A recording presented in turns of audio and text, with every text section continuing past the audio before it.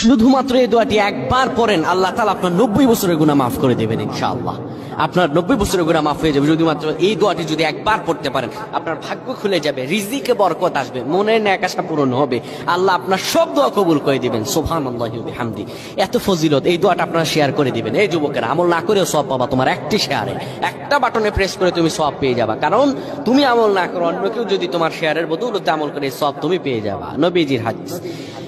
আমার ভাইয়েরা, আল্লাহর কাছে দোয়া করা, আল্লাহর কাছে দোয়া চাওয়া, এটি হলো মুমিনদের কাজ। আমার আল্লাহ বান্দাকে বলেন, বান্দারে উদউনি আস্তাজিব লাকুম, আমার কাছে চাও, আমার কাছে চাইলে আমি আল্লাহ তোমাকে দিয়ে দিব।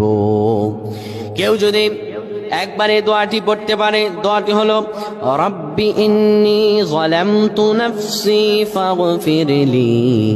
কেউ যদি এই দোয়াটা একবার পড়তে পারে, আমার আল্লাহ তাআলা তার